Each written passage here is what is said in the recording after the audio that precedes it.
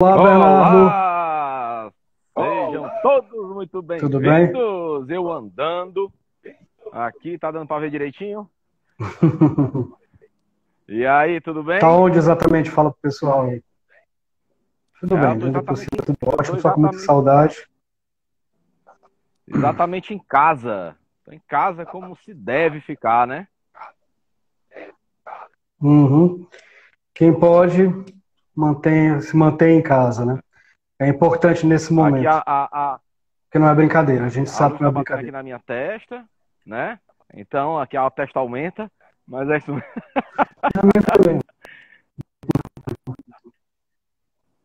Boa noite, Boa noite, Angélica, Angélica. Ana. Boa noite, Ana, né?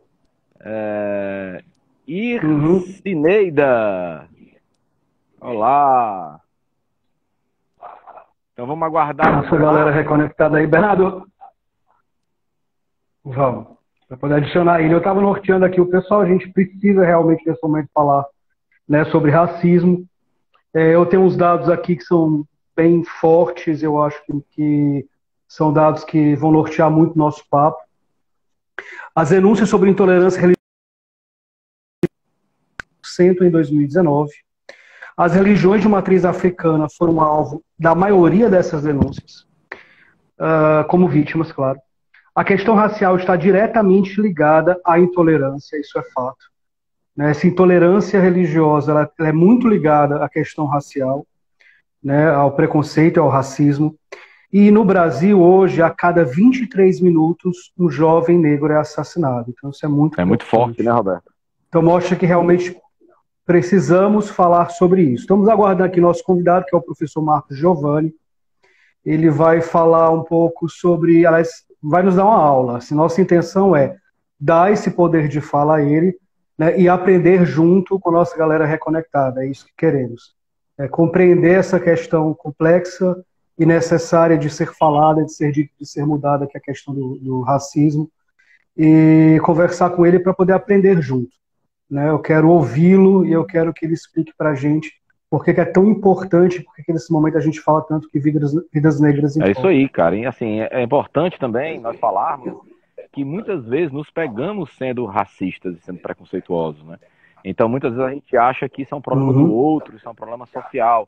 Mas nós fazemos parte da sociedade. A sociedade é composta por todos nós. Então, a mudança é de cada um, né? Então, se cada um não mudar, uhum. né? Então, aí depois não dá para ficar cobrando da sociedade, né? Então, a sociedade somos todos nós. Antes da gente começar, aproveitar que ele ainda não chegou, Marcos, se você tiver aí, você dá uma cenazinha pra gente, tá? Então, boa noite, Werber. Boa noite, Herbert. Boa noite, Boa noite, Maiara. Maiarinha. Inclusive, a Maiarinha, quero agradecer a Maiara por ter feito essa ponte com o professor Marcos. O professor Marcos é um professor universitário de antropologia também. E a Maiara fez essa ponte pra gente. Maçãs para Maiara. Maçãs, Maiara. Então, aqui J. Machado, meu amigo. O Marcos entrou aqui. Parabéns ao programa por abordar esse assunto. Falar sobre racismo é falar sobre espiritualidade, pois quanto mais humanizado nós formos, mais espiritualizados seremos. Concordo plenamente. Então, queria dar alguns avisinhos. Perfeito. Para dar os recadinhos, Recadinhos do né? Os recadinhos coração. iniciais Que aí. o Roberto ficou todo sem jeito em dar na outra vez que ele falou comigo, né? Todo enrolado. Todo enrolado para dar esses Porque, recados. cara, é assim, a Reconex somos todos nós, quando muda, quando pula a cordinha, quando pula o balcão, realmente é complicado. Eu não saberia fazer sem você, meu amigo. A verdade é essa. Então, E nem eu sem você. recadinhos do coração, tá?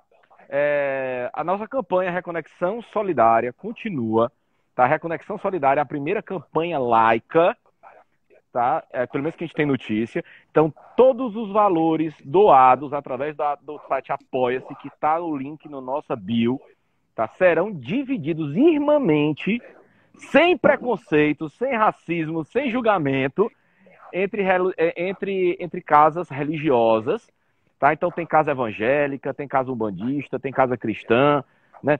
Tem centro espírita, que já tem os seus trabalhos de caridade. Só para vocês terem uma ideia, o Lar de Clara, que é uma das casas beneficiadas, eles atendem mais de 450 crianças e mais de 60 idosos. Quando a gente fala, por exemplo, no Romeiros do Bem, que é uma casa espírita também, ela atende mais de 150 idosos. Então é muito importante a sua ajuda. Pai William, um grande abraço, sua bênção, Pai William, pai de santo de Umbanda. Maçãs para todos. Então, gente, esse é o primeiro recadinho. Segundo recadinho, nós não paramos, todo domingo tem Reconnect, às 15h30. A gente está reprisando, obviamente, então se você perdeu algum programa, você vai acessar lá domingo a TVC, canal 5.1 HD, TV aberta, tá? Que é afiliada à TV Cultura no Ceará, e você vai assistir o Reconnect.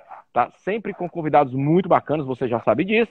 Sempre com abordagem laica, leve, divertida. Principalmente a parte divertida fica com o meu amigo Roberto, né? Tu tem que decidir. Eu sou o chatão, ou eu sou o divertido? Você é o meu malvado favorito. Né? Você faz as pegadinhas do malandro. Um abraço aqui para nossa produtora. E YouTube também, né, Bernardo? YouTube também. Então, YouTube se você não também. tem paciência de esperar o domingo às 15h30, você pode ir lá no nosso canal do YouTube, é só colocar na busca Reconnect Brasil, tudo juntinho, que você vai acessar todos os programas Reconnect que foram ao ar, tá? Então, se você não quer ver nossa carinha bonitinha, ter o desprazer de ver nosso rostinho bonito, e você quer de repente assistir a Reconnect ou ver a Reconnect do seu carro, do seu trabalho com fonezinho de ouvido, você também pode ouvir o nosso podcast, que é o Reconnecast. É só você colocar Reconnecast na sua plataforma de streaming favorita, Deezer ou Spotify, que também tem todos os áudios de todos os programas. Mas acessa lá o YouTube, que tem inclusive matérias bem bacanas. E vem novidade por aí, né, Roberto? Então, boas novidades. Então, se você... Bons drinks, em breve a gente vai informar vocês. Daqui a pouquinho a gente informa para vocês, então vocês vão ficar ainda mais reconectados com a gente. Então, a nossa missão é contribuir, falar com boas pessoas e contribuir para ampliar o conhecimento de todo mundo. Eu vou dar uma saída, já falamos demais. Vamos chamar o professor Marcos. Já vou chamar o professor. Fiquem com um excelente programa. Lembrando que o programa vai ficar gravado aqui e no YouTube e também vai para o podcast, tá? Mas assiste aí e assiste em primeira mão. Perfeito. Robertão, um abraço. Maçãs, Bernardo. Marcos, eu tô aqui ligado, hein? Um até abração. Já. Manda sim, até já. Abraço.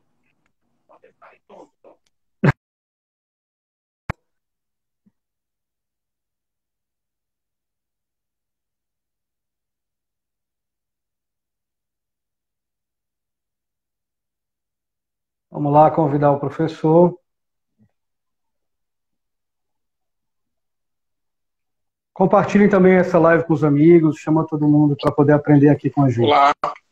Olá, professor. Olá. Seja muito bem-vindo, tudo bem? Tudo bem. Prazer tê-lo aqui. Como eu estava falando antes do senhor entrar, assim, a nossa intenção, o que é? É aprender junto. Né? A gente entende que nesse momento, diante de tantos dados, tantas estatísticas, tantas vidas negras ceifadas, não são números, são pessoas, são famílias. Então a gente entende que é necessário que a gente dê voz, né, que a gente aprenda junto. Então eu queria que o senhor primeiro se apresentasse aqui para a nossa galera reconectada, e depois a gente inicia esse papo, mas o espaço é seu. Quero muito aprender junto com a galera aí sobre essa questão do racismo, sobre a importância de falar sobre isso. Tudo bem. Boa noite a todas e todos. Né? Eu sou o Marco Giovanni, sou advogado por formação, mas desde quando eu era acadêmico de direito ainda, eu me interessei pela linha da pesquisa, né? Principalmente a pesquisa em direitos humanos, relações étnico-raciais, violência. E aí eu acabei migrando para a questão da pesquisa mesmo, né? Eu advogo muito pouco, eu não trabalho muito com a advocacia tradicional. Eu trabalho como professor universitário e pesquisador. E atualmente eu estou concluindo, né, o doutorado em sociologia, né, com a temática do racismo, mas com o viés do racismo institucional. Do racismo pelo Estado, perfeito. né? que aí a gente vai abordar também na nossa conversa. Perfeito. Professor, a gente fala muito sobre o lugar de fala e sobre que as vidas negras importam. O que é que isso significa? O que é exatamente lugar de fala e por que que as vidas negras importam? Bom, eu vou primeiro falar sobre a colonialidade, né? Para que a gente compreenda o lugar de fala, a importância das vidas negras e o racismo, né?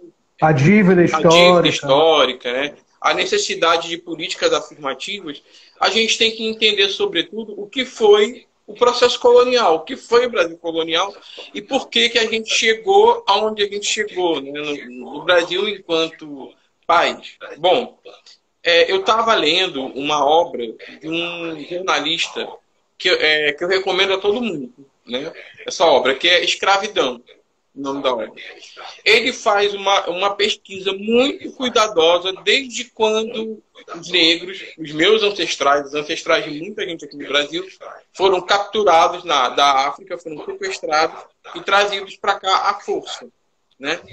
E um desses episódios, né, ele narra o seguinte, que o tráfico negreiro ele mudou, inclusive, a rota dos tubarões no Pacífico. Por quê? Porque morriam em torno de 30 a 40 pessoas por dia nos porões dos navios, pelos motivos mais diversos, e aí eles atiravam esses corpos ao mar. E os tubarões eles começaram a seguir, né, os navios. Então houve uma mudança da rota dos tubarões. Né? Para você ver como o tráfico negreiro ele foi um tráfico intenso, né, que interferiu na economia, interferiu na dinâmica social e interferiu no meio ambiente, sobretudo. Né? Então, para que a gente compreenda o racismo, a gente tem que compreender o Brasil colônia, a gente tem que compreender o processo de colonização. Então, os negros eles foram trazidos para o Brasil e a identidade deles, a identidade étnica, a fé, a religiosidade, né, os deuses, eles foram completamente suprimidos no processo de escravidão. Tanto que, assim, que uma das saídas que alguns negros utilizaram para professar a fé que eles traziam da África foi a questão do sincretismo religioso, né, que originou várias religiões. Mas isso é uma outra conversa. Então, a partir dessa mentalidade colonial, né, que se firmou no Brasil, que se colocou no Brasil a partir da cultura, né, foi que a escravidão foi fundada. E essa mentalidade colonial, né, de que existem pessoas inferiores, né, pela tonalidade da pele, pela espessura do cabelo, pelo formato do nariz, a espessura dos lábios. Essa mentalidade colonial, ela perdura até hoje, porque ela ficou aderida à cultura, né, à colonialidade. Então, por isso que depois da escravidão, a gente nós ainda somos um povo extremamente racista, né? Porque o processo de escravidão ele precisava de algumas justificativas, né? Tanto uma justificativa religiosa, porque a Igreja Católica na época ela referendava a escravidão porque dizia que os negros não tinham alma, porque eles foram amaldiçoados por Deus, por eles serem descendentes de Cã, enfim, tem toda essa teoria. Teve também um modo científico que começou a partir do século XIX, né, que dizia que a mistura de raças era uma degeneração. Né? Isso é o chamado racismo científico. E essa dinâmica ela perdura até hoje. Sobre o lugar de fala, muita gente confunde o lugar de fala achando que é algo individual, é algo da pessoa. Não, esse é o meu lugar de fala. Não, mas o lugar de fala ele tem relação com o coletivo. O lugar de fala ele é um lugar político. Ele é um lugar de quem fala politicamente. Né? Aos negros e negras, ou às negras e aos negros, foi negado esse protagonismo da fala. Né? Tanto que os primeiros pesquisadores negros no Brasil, quem falava sobre racismo, quem fala sobre racismo no Brasil, antes eram compostos só pesquisadores brancos. Sabe? Quem falava sobre racismo no Brasil, ou quem falava sobre as teorias racistas, para explicar o racista, eram pesquisadores brancos. Agora, no ano 2000, com uma série de medidas, é que os negros eles têm um protagonismo da fala. Então, o lugar de fala tem relação, sobretudo, com essa questão, né, com a questão política, de quem pode falar. E aí eu pego uma imagem colonial que é muito difundida no Brasil, que é a Máscara de Flandres. Eu não sei se vocês já ouviram falar nisso, na Máscara de Flandres. Vocês conhecem uma figura religiosa chamada Escrava Anastácia, né, que é uma santa, né, que ainda não foi canonizada, mas que é cultuada, principalmente no Rio de Janeiro, em São Paulo. Aqui no Ceará eu não sei porque eu nunca vi, mas no Rio ela é muito cultuada. A imagem que a gente tem dela é de uma mulher negra com uma mordaça, né? Aquela mordaça é a Máscara de Flandres. E ela era utilizada exatamente para silenciar os negros e para que eles não comessem coisas que não eram para eles comerem. Então, a Máscara de Flandres, ela representa exatamente esse lugar de fala que foi negado durante 300 anos. E até hoje ele é negado. Vocês querem ver um exemplo? Quando um negro fala sobre racismo, as pessoas dizem que é mimimi, né? Dizem que é exagero, vitimismo, tem toda essa configuração. Agora, se um branco falar sobre racismo, tem um outro peso, tem uma outra conotação. Então, o lugar de fala, ele é uma posição política. E ele é complementado também pelo lugar de escuta. São duas posições políticas. O lugar de fala ele só funciona quando alguém quer escutar. Né? Por isso que eu digo, o lugar de fala do negro sobre o racismo é um lugar de protagonista. Os brancos, eles têm que escutar, eles não têm que falar sobre isso, têm que escutar. Eu queria que você falasse um pouquinho também sobre a questão de que existe uma... que é muito ligado à questão, assim, da necessidade desse lugar de fala. Né? Os brancos, eles têm privilégios. Há privilégio branco. E não é assim, eu acredito que a solução, eu queria que o senhor falasse sobre isso, não é negar o privilégio, porque não adianta. É estar ciente do seu privilégio e dentro dessa percepção, dessa consciência do privilégio branco, o que é que pode ser feito, né, em relação à quebra dessa sequência histórica de racismo, dessa sequência histórica de prática racista. Bom, para que a gente compreenda o privilégio branco, a gente tem que compreender uma categoria que está sendo estudada agora, né? Recentemente, dos anos 90 para cá, que é a categoria branquitude. Porque anteriormente, nos estudos que envolviam as tensões raciais, se estudava muito a questão da negritude. O racismo era algo inerente à negritude. Só que hoje, nas teorias modernas que versam sobre o racismo, houve uma inversão nos polos dessa equação. O racismo não é algo dos negros, de nós negros, mas sim algo dos brancos. Porque foi quem criou o racismo e foi quem alimentou isso durante anos, né? E o racismo, né? O racismo e a branquitude, eles têm uma relação com aquilo que a teoria freudiana, ou seja, a psicanálise, chama de narcisismo, né? De você só achar interessante aquilo que parece com você, de você só achar interessante aquilo que é reverberado no espelho. Né? E a branquitude, ela é narcísica, tanto que os padrões de beleza são padrões de beleza branco, né? Os padrões culturais são padrões culturais brancos, os padrões religiosos são padrões brancos, né? Então, é a partir dessa dinâmica narcísica, ou seja, desse narcisismo, que a branquitude opera. Tudo que não for de acordo com o que a branquitude diz que é imediatamente marginalizado. Né? Então, para que você compreenda essa questão do lugar de fala, do racismo e do privilégio branco, você tem que entender a branquitude como uma dimensão narcísica, do narcisismo. Né? Eu não sei se você se tem alguém que dá Umbanda, enfim, e de algum tipo de religião de matriz africana. Mas sempre tem um bandista e cearense, está em todo pois lugar. Então, as religiões de matriz africana, elas são um exemplo da vitimização a partir do narcisismo branco. Por quê? Com todo respeito às pessoas que professam outra fé, né? Por quê? Porque as outras matrizes religiosas, elas são matrizes muito brancas, muito europeias, né? Então, as religiões de matriz africana, elas não correspondem a esse ideal de branquitude que a gente tem. E é por isso que elas são tão estigmatizadas. Por isso que associam muito os orixás, né? Principalmente a figura de Exu, que é um orixá mais humanizado, né? Associam muito ele à figura do diabo, porque não corresponde ao ideal branco, né? Então, dentro da intolerância religiosa, né? Principalmente com religiões de matriz africana, tem um conteúdo racista também. A gente verifica, professor, a gente temos essa missão de falar sobre espiritualidade de forma plural.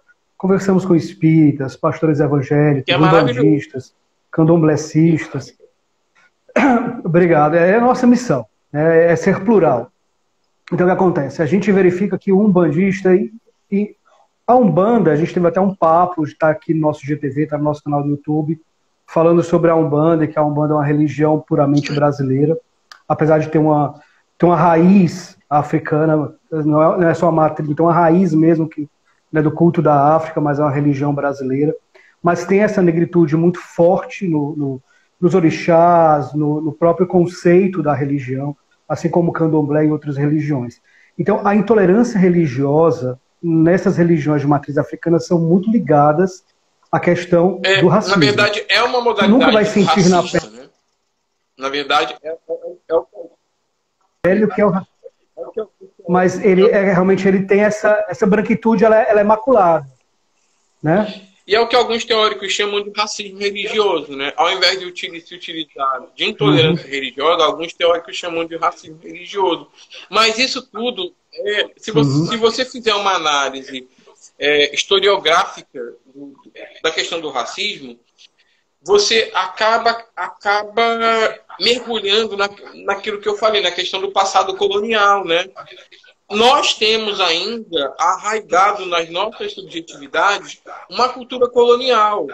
Eu tenho alguns amigos que moram na Europa, né? Alguns amigos estrangeiros que moram na Europa, eles ficam admirados com uma questão que é uma questão simples, banal, e que a gente nunca se atentou para isso, ou pelo menos não. A maioria dos apartamentos aqui, né, aqui no Brasil, principalmente os apartamentos mais antigos, eles têm as dependências de empregadas. Tem o banheiro de empregada, né? Tem o quarto da empregada. Então, isso tem relação com a mentalidade colonial. Porque isso na Europa e nos Estados Unidos, isso aí não existe, né? A própria questão do elevador, né? Do elevador de serviço social, que até bem pouco tempo as empregadas elas tinham que ir pelo elevador de serviço e alguns condomínios até exigem isso, mesmo sendo contra a lei. Então, isso tem relação com o passado colonial. E, geralmente, essas empregadas, elas são mulheres negras e periféricas, entendeu? Então, a negritude, ela está sempre num viés da subalternidade. Ser negro é ter subalternidade. Eu estava até conversando com uma amiga, né, uma grande amiga minha. Assim, eu tenho alguns casos, né, muitos casos de racismo, mas que são extremamente sutis. São quase que imperceptíveis, né? Porque aqui no Brasil, as tensões raciais, elas não são tensões raciais abertas. São tensões raciais quase imperceptíveis, né? Que a pessoa tem que estar ligada para saber, né? Principalmente quem sofre. Uma vez eu fui dar uma palestra numa determinada universidade e uma grande amiga minha, né, que foi me acompanhando, ela estava dirigindo o carro, porque eu não dirijo. Ela é gaúcha, loira dos olhos claros, né? Aí a gente foi entrar no estacionamento, aí o porteiro parou o carro dela e perguntou para onde ela ia. Ela falou que nós íamos dar uma palestra, né? Aí o porteiro olhou assim para casa, não, doutora, a senhora pode, não, professora, a senhora pode entrar aqui, não sei o quê. Aí se vier alguém aqui, a senhora pede para o seu assistente, apontou para mim, para ele vir, avisar, não sei o que, para ele vir tirar o carro. Aí ela falou, não, ele não é o meu assistente, eu que sou, aqui no caso, assistente dele, ele é o professor que me dá a palestra. Aí ele ficou tão desconcertado que ele não sabia o que dizer e falou, não, mas é que ele não parece professor, ele não parece professor universitário, ele não parece um cientista, um pesquisador. Então, o privilégio branco tem relação com isso, né? Porque ao branco é delegado exatamente essas profissões e uma posição na sociedade de destaque, né? Aí ao negro sempre é dada a posição subalterna. Tanto que sempre que eu dou uma palestra, sempre que eu ministro uma palestra, ou começo uma aula, ou alguma coisa nesse sentido, eu tenho que dizer exatamente o meu currículo, né? Para que as pessoas me credenciem como pesquisador da área, né? Enfim, eu tenho inúmeros casos, né, dessa questão do privilégio branco, né, de olharem para mim e imediatamente me lançarem a um lugar subalterno, a um lugar de não... E às vezes a um não lugar, né? E se um homem for um homem negro de periferia, aí as coisas pioram mesmo, né?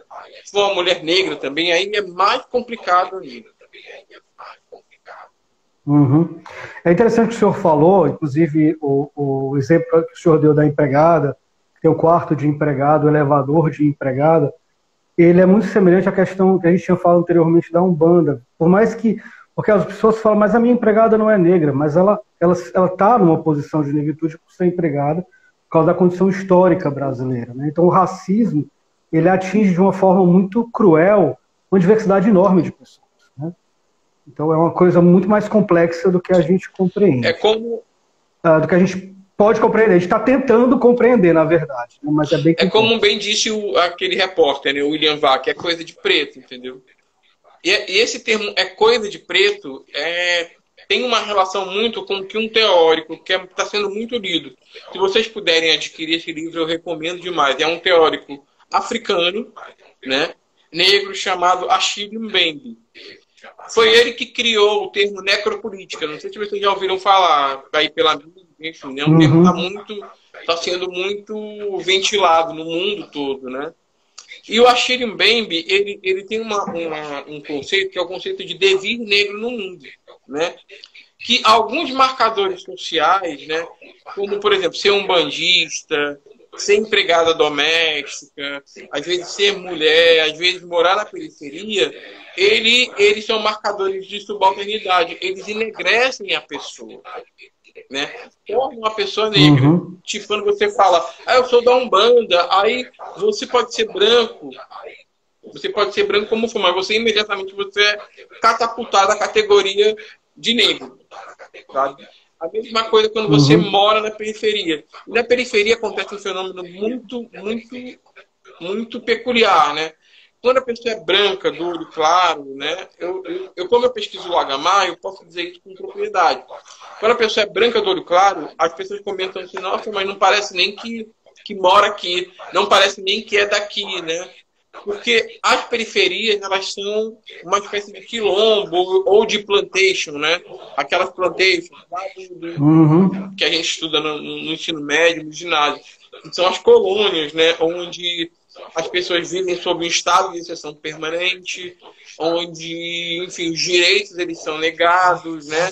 E onde a escravidão impera. E a dinâmica na periferia é muito semelhante a essa, né? Que é uma dinâmica de não direito. Mas, professor, assim, o senhor falando sobre o jovem da periferia, por mais que ele seja branco, é negado a ele o direito de viver a cultura da periferia. Ele é muito julgado pelas roupas que ele veste, pela gíria que ele usa, e isso também entra naquela história de o jovem periférico ele não embranquece porque é branco, ele continua dentro da sua negritude, pelo menos essa é a minha percepção.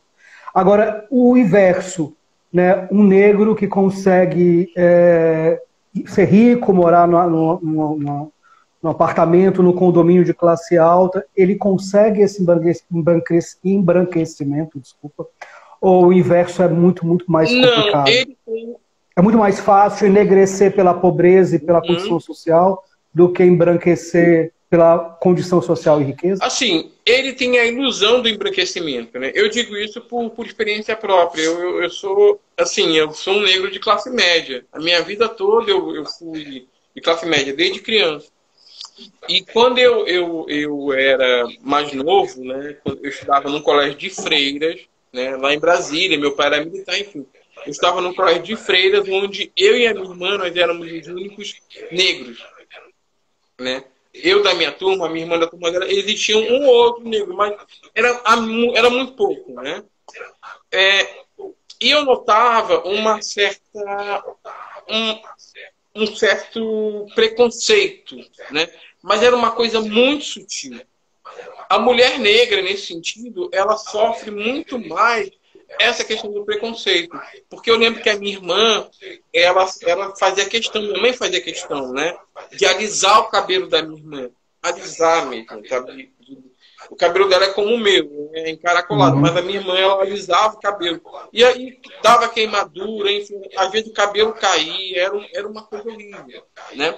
Então, ser branco, né, ou melhor, ser negro num ambiente branco é algo muito complicado, porque você olha ao redor, né, e você não vê ninguém semelhante a você. Você sempre vê pessoas que não têm o mesmo biotipo que você. Eu estou cansado de entrar em lugares, em restaurantes, né, de classe média, e eu ser o único negro do restaurante.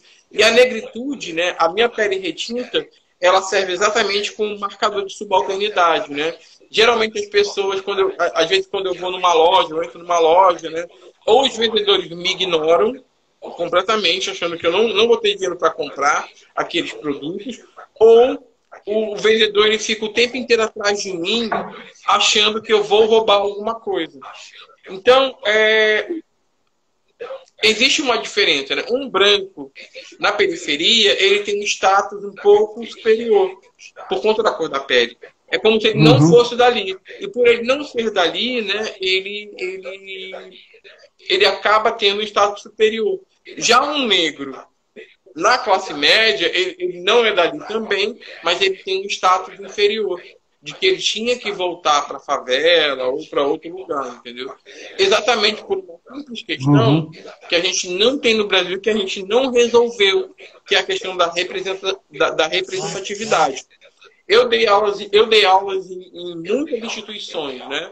Muitas instituições de ensino superior. Já dei aula na pós-graduação também. E eu estou muito acostumado a ser o único professor negro. Principalmente dos cursos que eu dou aula, né? Que são cursos assim, tidos como cursos de elite, né? Que é o Direito e a Psicologia. São dois cursos que enfim, que são cursos que as pessoas que fazem são pessoas com poder aquisitivo mais alto. Isso teoricamente. Então, a presença de docentes negros, docentes superiores negros, ela é pequena, ela é incipiente, né? Então, estou muito acostumado a lidar com isso, né? E na pesquisa, então, no ambiente acadêmico do doutorado, que é um ambiente que eu frequento, é mais branco ainda, né? A questão da racialização, né? Da divisão racial no Brasil, né? Nos cursos de pós-graduação, nos doutorados, no mestrado, ela é mais visível ainda. Então, assim, uma coisa é você ser um negro na classe média, né? E outra coisa é você ser um branco na periferia. Existe uma diferença. Professor, falando sobre a questão da universidade, que no Brasil está muito ligada à questão também de você ter uma vida melhor, né? De você poder ascender um pouco na questão social. As pessoas algumas pessoas, sobretudo quem não é negro e quem teoricamente não precisa, falam muito das cotas, né? E acreditam que as cotas é uma questão de falta de esforço, de que se você se esforçar, e dão exemplos de exceções como se fossem regra. Enfim, a gente vê muito isso. Eu queria que você falasse um pouco sobre a questão das cotas e da importância dela para que a gente possa ter uma igualdade maior, né, no nosso país. Bom, inicialmente a gente tem que ter em mente que a política de cotas ela não é uma política comunista, né, como dizem por aí, né? Não é. Está longe de ser uma política comunista. O primeiro país que criou a política de cotas raciais foram os Estados Unidos, né, nos anos 60, principalmente para realinhar, né, a representatividade negra. E aí tem um outro questionamento, que é a questão da dívida histórica, né? A política de cotas, primeiro, ela é uma política compensatória e uma política reparatória. Compensatória porque ela tenta nivelar, né, uma coisa que o Florestan Fernandes chamou de heteronomia das raças, né? Porque se você vê a presença de negros em esfera de poder, em esferas decisórias, ela é infinitamente menor do que a presença de brancos, né? Tanto que o primeiro ministro do STF negro foi agora no século XXI, que foi Joaquim Barbosa, que já se aposentou. E agora a gente não tem mais nenhum ministro do STF negro. A gente não teve nenhum presidente negro. A gente não teve nenhum ministro do Itamaraty negro, né? Enfim, todas essas esferas de poder, elas são negadas ao povo negro. Então é por isso que a política de cotas ela tem relação com a representatividade. E com a compensação, né, ela tem relação com a dívida histórica. Você não pode querer minimizar um processo de escravidão extremamente cruel, extremamente desigual, um processo de escravidão de 300 anos. Você não pode negar isso, né? E a escravidão no Brasil, ela não foi uma escravidão suave. Não foi. As pessoas se iludem muito achando que o processo de escravidão no Brasil foi um processo legal, que o branco ele tinha amantes negras, né? Tem essa ideia. Não foi. As mulheres negras, as mulheres escravizadas negras, elas eram estupradas pelos patrões, pelos senhores, né? Tem essa questão também. E é daí que advém a hipersexualização do corpo negro. O corpo da mulher negra é um corpo hipersexualizado. Assim como o corpo do homem branco é um corpo do homem negro é um corpo também hipersexualizado. Geralmente, quando você vê um homem negro, né, você imagina que ele tem um órgão sexual avantajado, né, que ele é uma máquina de fazer sexo, né? Tem essas coisas no nosso imaginário. Da mesma coisa a mulher. Quando a gente vê uma mulher negra, né? Uma mulher mulata, entre aspas, bem esse termo é um termo pejorativo, a gente imagina que essa mulher ela é uma máquina de fazer sexo. Ela é uma pessoa apta para o sexo, né? Então tem essas questões. É aí que a colonialidade ela entra no século XXI. A gente ainda não elaborou bem esse nosso passado colonial. E talvez a política de cotas ela não é uma política perfeita, como toda política pública, mas ela é a política mais adequada para corrigir essa desigualdade que tem, né? Tanto que um exemplo clássico disso, né? Eu sou negro, né? Tive alguns privilégios econômicos, mas em alguns lugares que eu tentei entrar, né? Alguns lugares sociais simbólicos que eu tentei entrar, eu não entrei. Eu tenho certeza que foi pela questão da cor da pele, né? Alguns concursos que eu fiz, alguns empregos que eu tentei, entendeu? Ainda tem muito isso aqui no Brasil. Então, e essa questão da política de cotas também, ela tem relação com a representatividade, né? A minha irmã, ela é uma mulher negra e ela nunca se sentiu representada por nenhuma mulher que ocupasse um cargo de destaque, né? E a Maju Coutinho, que é uma repórter do jornal, né, que todos aqui conhecem, ela contou uma história que é bem interessante. Ela falou que uma vez ela estava aguardando, né, na antessala do Jornal Nacional para entrar. Aí vem uma menina, né? Uma menina que tinha sofrido bullying racista e a mãe tinha levado para conhecer. Aí quando a menina olha para Maju, a menina começa a chorar e diz: mãe, ela tem a mesma cor que eu posso também, entendeu? Então, as cotas raciais, elas também têm essa dimensão da representatividade do negro. A gente tem falado muito nos últimos dias da questão do racismo. Existe o Black Lives Matter, que não é uma coisa recente, é um movimento, né, que já existe há alguns anos, mas está muito em alta agora, está tomando conta do mundo, inclusive no Brasil. Eu queria que o senhor me dissesse como é que o senhor vê esse momento e se esse momento vai mudar efetivamente alguma coisa, pegando o recorte do nosso país. Se vai haver alguma mudança a partir desse movimento. Bom, o Vidas Negras Importam, ele existe há muito tempo, né? Como você falou, né? O Black Lives Matter. Enquanto movimento, eu acho eles muito interessantes. Até porque eles captam, né? Eles escancaram as feridas coloniais da nossa sociedade. Eles escancaram o racismo, né? Porque até então o racismo ele não era algo que existia, sabe? Era uma coisa meio virtualizada, era algo que existia sem existir. Tipo, eu não sou racista, né? Eu não sou racista. O racista é o outro, né? Eu jamais sou racista, sou incapaz. O racismo ele existe, mas eu não sou capaz de praticar o racismo. Então, o Black Lives Matter, ele serve exatamente para colocar o dedo na ferida, para mostrar que as nossas instituições e a nossa sociedade, elas são extremamente racistas e racializadas. Vocês querem ver um exemplo? Né? Existe um tema que eu pesquiso também, que é um tema muito espinhoso, que é a questão das abordagens policiais. Né? Eu não sei se alguém aqui já levou baculeiro. Eu já levei várias vezes baculeiro, né? Algumas vezes. E foi pela cor da pele, sim, não tem a menor dúvida. Mas os mecanismos de abordagem policial, eles são regulamentados pelo Código de Processo Civil, ou pelo Código de Processo Penal, né? Pelo artigo, acho que é o artigo 241 ou 242. Eu não lembro bem qual é o número do artigo. Estou péssimo nisso. Né? E lá ele fala... Eu também, eu sou de humanas. Não decoro, sou muito ruim para isso.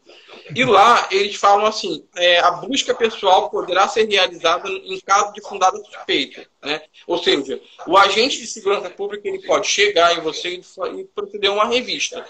Ótimo. Só que a lei ela não esclarece o que vinha a ser fundada suspeita. E aí abre espaço para estigmas e estereótipos, entendeu? Para racismos, né? Tem até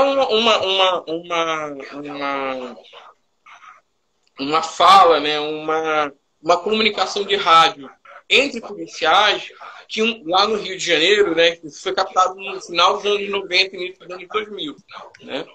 Que eles dizem assim, tem ali um elemento suspeito cor padrão. Elemento suspeito cor padrão. Qual é a cor padrão do elemento suspeito? É a cor negra. Então, o movimento Cada Vida Importa, ele serviu exatamente para colocar o dedo nessas questões, entendeu? E é devido à pericularização, né? Tornar perigoso o corpo negro é que a maioria dos assassinatos, né, cometidos pelo Estado são de pessoas negras. E na periferia. No Rio de Janeiro, a gente teve um caso em que 5 jovens foram comemorar, né, uma conquista de um deles conseguiu um emprego, foram comemorar no Parque Madureira. Eles estavam voltando para casa e o carro deles foi metralhado com 300 tiros. 300 tiros. Coincidência, eram 5 jovens negros. Daquele músico que o carro dele também foi metralhado pelo exército com 90 tiros. Né? E é uma coincidência do destino, né, que são todos negros. Né? Então, na verdade, é um tema incômodo. Né? Eu noto, quando a gente fala de racismo, principalmente de racismo institucional, né? Porque eu tento suavizar. Não, mas brancos também morrem. Né? Ou não é assim, a polícia não escolhe a cor. Olha, basta você pegar as estatísticas oficiais, principalmente o mapa da violência, e ver qual é a cor dos indivíduos que mais morrem no país. São 70%, ou melhor, 78% das pessoas mortas, que tem morte violenta no Brasil, são negras. E tem a pele retinta, né? Tem a pele da mesma cor que a minha, o cabelo como o meu, entendeu? Então tem essa vertente. Então o movimento ele serve exatamente para isso, para apontar o dedo para essas feridas históricas incômodas, para que a gente resolva, né? Porque a própria psicanálise, pegando um pouquinho do gancho aí do Freud, a própria psicanálise chama disso de recalque, né? Quando a gente não resolve determinados traumas, porque a escravidão ela foi um trauma, e o racismo ele é um trauma. Quando a gente não resolve esses traumas, eles retornam, né? Que é o chamado eterno retorno do recalcado. Então, para que a gente resolva o trauma, a gente tem que saber que eles existem e tem que mostrar. E o movimento é exatamente para isso. Agora, professor, por que a gente presencia praticamente todos os dias, é cotidiano, essa violência contra as pessoas negras, contra o povo negro do nosso país, com situações absurdas, cenas absurdas como essas que o senhor citou, e por que o George Floyd causou essa comoção tão grande que veio impactar aqui também? Qual a diferença? É o momento, é a pessoa, é porque foi filmado, são essas redes sociais que se comunicam rapidamente? O que tá de diferente agora? Eu acho que primeiro, né, o George Floyd, ele não é, assim, esse movimento que está acontecendo a nível mundial não é pelo George Floyd. O George Floyd, na verdade, ele é um ícone. Né? Ele simboliza toda a luta do povo negro. A minha opinião, né, enquanto pesquisador, é que o George Floyd, ele sintetiza tudo aquilo que o povo negro sofre cotidianamente. Os arbítrios da violência policial, o subemprego, né? Tudo aquilo. Então, ele virou um símbolo. Né? A desconfiança. Ele virou um símbolo, né? Como poderia ter sido qualquer outro, né? E também teve um aparato midiático, né? A mídia também resolveu comprar essa luta, né? O que eu acho super positivo. Mas os protestos, o George Floyd, ele é um símbolo. Ele se transformou num ícone, né? Ele é um ícone dessa dinâmica, né? Dessa lógica de luta, né?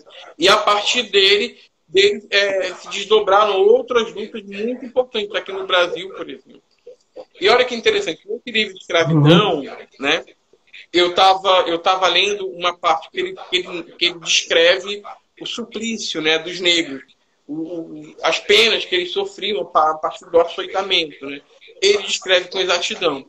E ano passado, no Lagamar, uma mulher negra foi posta de joelhos e açoitada com um fio. Pela polícia, né? E foi filmado. Não sei se vocês lembram desse caso. Né?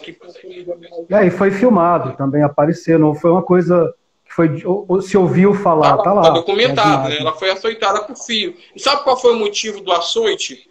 Porque ela resolveu questionar a autoridade policial. Ela simplesmente chegou e disse: olha, eu me recuso a ser revistada pelo senhor, porque o senhor é homem. O senhor não pode revistar uma mulher. Aí ele mandou ela ficar de joelhos, ela ficou e açoitou, né? E a descrição da reportagem, né? Ela é muito semelhante à descrição do livro. Detalhe, essa descrição do livro é extraída de um documento do século XVIII. Né, um documento do Brasil do século XVIII, dizendo como eram os açoites de escravos. E essa dinâmica ela se repete até hoje. Né? É a dinâmica colonial. Então, esse movimento ele serve exatamente para dar um realce nisso. Né? Para colocar isso como foco. Né? O que eu acho muito positivo. Professor, eu sou historiador, não exerço muito a profissão, mas algo que nos ensina muito e nos marca muito. Mas eu acho muito divertido que as pessoas geralmente me perguntam mais sobre o futuro do que o passado. O que é que vai acontecer? E fazendo um pouco dessa brincadeira, né? Lógico que a gente não tem como prever o futuro, mas a gente tem a nossa compreensão, ou pelo menos tem a nossa esperança. O que é que o senhor acha que vai acontecer daqui para frente? O que é que pode e o que é que deve mudar? O que deve mudar a gente já sabe, né? É muita coisa. Mas o que é que pode mudar de forma concreta a partir desse movimento, dessa preocupação que nós temos hoje? A minha leitura é que algumas políticas, né, sejam compradas, algumas políticas sejam encabeçadas pelos meios de comunicação em massa, né, como as políticas afirmativas, né, e, enfim, e as políticas antirracistas. Mas eu acho que o Brasil, falando a nível de Brasil, né? O Brasil, talvez ele comece um processo de elaboração dessas feridas históricas agora, né? E como todo processo de elaboração, ele é um processo muito doloroso, né? Eu não sei se alguém aqui já fez terapia, mas quando você faz terapia e você rememora traumas do passado, você não tem vontade de ir, você não toca no assunto, porque esses traumas do passado, eles têm uma interferência direta no futuro, né? Então, eu acho que esse processo de elaboração a nível de dinâmica social, a nível de sociedade, ele vai causar muito mal-estar, né? Vai ter gente que vai dizer que é absurdo isso, que no Brasil não existe racismo, vai ter gente que vai gritar Globo lixo, né? Ou que a mídia é comunista, né? Ao mesmo tempo vai ter gente que vai assumir o lugar de privilégio que tem como branco, né? Ao mesmo tempo vai ter gente que vai assumir essa luta. Na verdade, o que está acontecendo hoje vai servir para revolver esses traumas que estavam decantados, né? E eu acho que finalmente a gente entre num processo de elaboração para que a gente resolva essa ferida histórica. Porque com os alemães, em relação ao Holocausto, né, eles ficam o tempo inteiro relembrando o que eles fizeram, como um mecanismo de elaboração para que isso nunca mais aconteça, né? Em Berlim, existem muitos monumentos, né, que lembram do Holocausto nazista. Talvez, se nós tivéssemos mais monumentos que lembrassem do Holocausto Negro, ou seja, de tudo que aconteceu nesses 300 anos, nesses mais de 300 anos de escravidão, talvez a gente elaborasse isso. Mas no Brasil não tem um museu robusto sobre a escravidão, sobre o período de escravidão negra. A gente não tem políticas educacionais falando exatamente o que é a escravidão negra. A gente está entrando numa espiral negacionista, né? Tem gente querendo dizendo que a escravidão não existiu e que a monarquia tem que voltar, né? Você, como historiador, vai ficar louco com esse tipo de coisa, né? Então, assim, é algo muito complicado. E o mais interessante, né? Eu fico assustado, na verdade. E na verdade, o que acontece? As pessoas, elas não conseguem diferenciar a categoria história e memória. As pessoas sabem até melhor do que eu. A história é algo científico, é algo construído, né? É algo construído a partir da investigação científica, a partir da pesquisa científica. A memória não. A memória, ela tem uma carga de subjetividade muito grande, que é aquele tipo de conhecimento oral, né, passado por gerações, né? Tanto que quando eu vejo alguém dizer que sente falta da ditadura, né, da ditadura militar, porque naquela época era muito bom, né, tem essa coisa, né, esse saudosismo, a pessoa está recorrendo muito mais à memória, que é algo subjetivo, é algo dela, do que a história. Porque a história ela aponta exatamente para outros mundos. Então vai ter uma reação e aí a gente vai ter que saber o que fazer, né? Porque vai ter uma reação. Porque quando a gente começar esse processo de elaboração do racismo, aí as coisas vão começar a ficar mais complicadas. Aí vai haver a reação a essa não elaboração. O nosso subconsciente coletivo empurrando para fora para a gente ter que lidar com isso. Professor, a gente tem alguns minutinhos, eu acho que uns pouco menos que 5 minutos. Eu queria que o senhor falasse alguma coisa, mandasse um recado, concluísse da forma que o senhor achar melhor. Tá bom. Agradeço imensamente, foi maravilhoso. E já fica o convite para a gente voltar a conversar, mas também sobre espiritualidade, religião, sobre a questão do negro. Tem muita coisa interessante ali, porque a gente vê que não é algo isolado, né? Tudo meio que se liga, né? Tudo tá meio junto e misturado aí. Por favor, professor. Na verdade, eu gostaria de ler uma música, né, que eu acho muito bonita, que tem a ver com a minha ancestralidade negra, né? que fala de Logun Edé, que é uma entidade do panteão africano, né, do panteão de deuses africanos, e que é um menino que é peixe e ao mesmo tempo caçador, né? E no Lagamar, que é o lugar que eu pesquiso, os meninos, quando eles resistem a uma arbitrariedade do Estado, através da polícia, eles viram peixe. Eles dizem isso, né? Que o policial diz que eles vão virar peixe. E jogam eles dentro do canal, daquele canal que passa ali. Né? Jogado. Eles viram peixe. Então, isso que eu vou ler vai ser para os adolescentes do Lagamar, né? Que são pessoas. Logun Edé, me protege da tristeza. Logun Edé, que bom que é viver na alegria. Entender a dor, porque ela serve para a gente ser feliz depois. Então, que nós entendamos as nossas dores, que a gente elabore essa dor do racismo para que a gente seja feliz depois. Amém, axé, assim seja. Como o meu coração é uma maçã, então eu sempre ofereço maçãs para todo mundo. Maçãs para você, professor. Muito obrigado pelo convite.